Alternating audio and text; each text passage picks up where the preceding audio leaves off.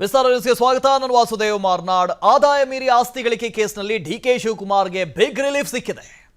DCM ಡಿಕೆಶಿಗೆ CBI ತನಿಖೆಯಿಂದ ತಾತ್ಕಾಲಿಕ relief ಸಿಕ್ಕಿದೆ. ಸಿಬಿಐ ಹಾಗೂ ಶಾಸಕ ಯತ್ನಾಳ್ ಸಲ್ಲಿಸಿದ್ದ ಅರ್ಜಿ ವಜಾಗೊಂಡಿದೆ. ಹೈಕೋರ್ಟ್ನ ವಿಭಾಗೀಯ ಪೀಠ ಅರ್ಜಿಯನ್ನ ವಜಾಗೊಳಿಸಿದೆ. ಲೋಕಾಯುಕ್ತ ತನಿಖೆ ಮುಂದುವರಿಸಬಹುದು. ಸದ್ಯ ಸಿಬಿಐ ಸಂಕಷ್ಟದಿಂದ ಡಿಸಿಎಂ ಡಿಕೆ ಶಿವಕುಮಾರ್ ಪಾರಾಗಿದ್ದಾರೆ. ಈ ಹಿಂದೆ ಯಡಿಯೂರಪ್ಪನವರ ಸರ್ಕಾರ ಈ ಪ್ರಕರಣವನ್ನ, ಆದಾಯಕ್ಕೂ ಮೀರಿ ಆಸ್ತಿ ಗಳಿಕೆ ಪ್ರಕರಣವನ್ನ ಸಿಬಿಐ ತನಿಖೆಗೆ ನೀಡಿತ್ತು. ಸಂಪುಟ ಅನುಮೋದನೆಯನ್ನು ಕೊಟ್ಟಿತ್ತು. ಅದಾದ ನಂತರ ಸಿಬಿಐ ತನಿಖೆ ಮಾಡೋದಕ್ಕೆ ಶುರು ಮಾಡಿತ್ತು. ಆನ್ಗೋಯಿಂಗ್ ತನಿಖೆ ಇದಾಗಿತ್ತು. ತನಿಖೆ ಪ್ರಾರಂಭ ಮಾಡಿತ್ತು. ಅದಾದ ನಂತರ ಕಾಂಗ್ರೆಸ್ ಸರ್ಕಾರ ಬಂದ ತಕ್ಷಣ ಸಿಬಿಐ ತನಿಖೆಗೆ ನೀಡಿದ್ದ ಅನುಮತಿಯನ್ನು ವಾಪಸ್ ಪಡ್ಕೊಂಡಿತ್ತು. ಲೋಕಾಯುಕ್ತ ತನಿಖೆ ವಹಿಸಿತ್ತು. ಲೋಕಾಯುಕ್ತವೂ ಈಗ ತನಿಖೆ ಮಾಡ್ತಾ ಇದೆ. ಇದನ್ನು ಪ್ರಶ್ನಿಸಿ ಸಿಬಿಐ ಹಾಗೂ ಯತ್ನಾಳ್ ಕೋರ್ಟ್ನ ಮೊರೆ ಹೋಗಿದ್ರು. ಇವತ್ತು ಆದೇಶ ಕಾಯ್ದಿರಿಸಲಾಗಿತ್ತು. ವಿಭಾಗೀಯ ಪೀಠದಿಂದ ಆದೇಶ ಬಂದಿದೆ. ಅರ್ಜಿಯನ್ನು ತಿರಸ್ಕಾರಗೊಳಿಸಲಾಗಿದೆ. ಡಿಸಿಎಂ ಡಿಕೆ ಶಿವಕುಮಾರ್ಗೆ ಸಿಬಿಐ ತನಿಖೆಯಿಂದ ತಾತ್ಕಾಲಿಕ ರಿಲೀಫ್ ಸಿಕ್ಕಂತಾಗಿದೆ. ಆದಾಯ ಮೀರಿ ಆಸ್ತಿ ಗಳಿಕೆ ಕೇಸ್ನಲ್ಲಿ ಡಿಕೆ ಶಿವಕುಮಾರ್ಗೆ ಬಿಗ್ ರಿಲೀಫ್ ಇದು.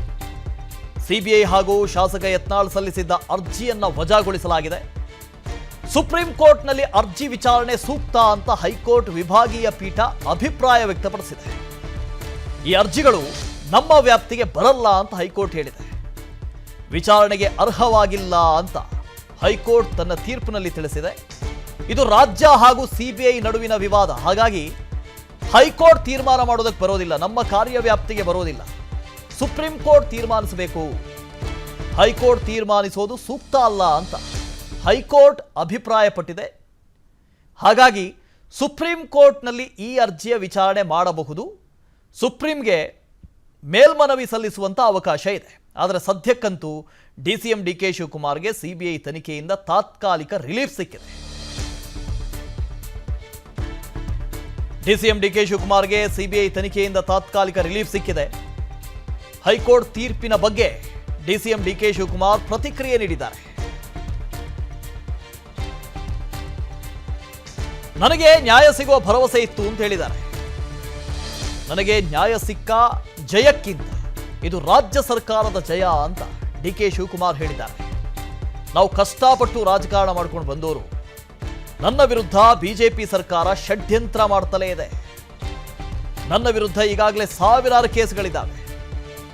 ಸರ್ಕಾರ ತೀರ್ಮಾನ ಮಾಡಿದ್ದು ಸರಿ ಇದೆ ಅಂತ ತೀರ್ಪಿನಲ್ಲಿ ಉಲ್ಲೇಖ ಆಗಿದೆ, ತೀರ್ಪಿನಲ್ಲಿ ಪ್ರಕಟ ಆಗಿದೆ. ಹಾಗಾಗಿ ಸಂಪುಟ ತೆಗೆದುಕೊಂಡಿರುವಂಥ ನಿರ್ಧಾರ ಸರಿಯಾಗಿದೆ. ನಮ್ಮ ಸರ್ಕಾರ ತೆಗೆದುಕೊಂಡಿರುವಂಥ ನಿರ್ಧಾರ ಸರಿಯಾಗಿದೆ. ನನಗೆ ಅನ್ಯಾಯವಾಗಿದ್ರೂ ಸುಪ್ರೀಂಗೆ ಹೋಗ್ತಾ ಇದ್ದೆ ನಾನು.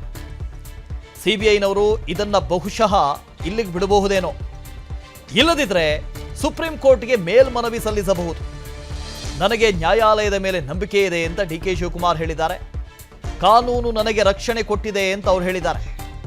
ನಾನು ಸಾಯೋವರೆಗೂ ತೊಂದರೆ ಕೊಡ್ತಾಲೇ ಇರ್ತಾರೆ ಇವರು. ನನ್ನ ಸ್ನೇಹಿತರು ನನಗೆ ತೊಂದರೆ ಕೊಡ್ತಾಲೇ ಇರ್ತಾರೆ. ನನ್ನನ್ನು ಯಾರೂ ಕೂಡ ಜೀರ್ಣಿಸಿಕೊಳ್ಳೋದಿಲ್ಲ. ಇವೆಲ್ಲವನ್ನು ನಾನು ಎದುರಿಸಬೇಕಾಗಿದೆ, ಎದುರಿಸ್ತೀನಿ ಅಂತ ಡಿಕೆ ಶಿವಕುಮಾರ್ ಹೇಳಿದ್ದಾರೆ. ನಮಗೆ ಅನ್ಯಾಯ ಆಗಿದ್ರು ನಾನು ಸುಪ್ರೀಂ ಕೋರ್ಟ್ ಹೋಗ್ತಿದ್ದೆ, ಖಂಡಿತ ನಾನು ಹೋಗ್ತಿದ್ದೆ. ಅವ್ರು ಬಹುಶಃ ಇಲ್ಲಿಗೆ ಬಿಡ್ಬೋದು, ಬಿಟ್ಟರು ಬಿಡ್ಬೋದು, ಇಲ್ಲಾಂದ್ರೆ ಅವರು ಅಪೀಲ್ ಆಗ್ಬೋದು. ನನಗದು ಅವ್ರಿಗೆ ಸಂಬಂಧಪಟ್ಟ ವಿಚಾರ. ಆದ್ರೆ ಇದು ಕೆಲವು ಜಡ್ಜ್ಮೆಂಟ್ಸ್ ರೀಸೆಂಟ್ ಆಗಿ ವೆಸ್ಟ್ ಬೆಂಗಾಲ್ ಅಲ್ಲಿ ಒಂದು ಜಡ್ಜ್ಮೆಂಟ್ ಕೂಡ ಆಗಿದೆ. ಅದನ್ನು ಕೂಡ ಅವರು ಹೇಳಿದ್ದಾರೆ. ಸೊ ಅದರಿಂದ ನನಗೆ ನ್ಯಾಯಾಲಯದ ಬಗ್ಗೆ ನಂಬಿಕೆ ಇದೆ. ನಾವು ಯಾರಿಗೂ ಮೋಸ ಮಾಡೋಂಥ ಅವಶ್ಯಕತೆ ಇಲ್ಲ, ನಾವು ಮೋಸನೂ ಮಾಡಿಲ್ಲ. ಸೊ ಕಾನೂನು ನನಗೆ ರಕ್ಷಣೆ ಕೊಟ್ಟಿದೆ ಅನ್ನೋದು ನನಗೆ ನಂಬಿಕೆ. ನಾನು ಸಾಯಗಂಟ ನನ್ನ ಮೇಲೆ ಇದಿದ್ದೆ. ನನ್ನ ಯಾರು ಡೈಜೆಸ್ಟ್ ಮಾಡ್ಕೊಳ್ಳೋದಿಲ್ಲ. ನಾನು ಸಾಯೋವರೆಗೂ ನನ್ನ ಮೇಲೆ ದಿನ ನಮ್ಮ ಸ್ನೇಹಿತರುಗಳು ಈ ರೀತಿ ನಂಗೆ ತೊಂದರೆ ಕೊಡ್ತಾನೆ ಇರ್ತಾರೆ. ಇದನ್ನ ನಾವು ಎದುರಿಸಲೇಬೇಕು. ನನಗೆ ಅನುಕ್ಷಣದ ಸುದ್ದಿಗಳಿಗಾಗಿ ವಿಸ್ತಾರ ನ್ಯೂಸ್ ಯೂಟ್ಯೂಬ್ ಚಾನೆಲ್ ಸಬ್ಸ್ಕ್ರೈಬ್ ಮಾಡಿ. ಹೊಸ ಸುದ್ದಿಗಳ ನೋಟಿಫಿಕೇಶನ್ಗಾಗಿ ಬೆಲ್ ಐಕಾನ್ ಕ್ಲಿಕ್ ಮಾಡಿ.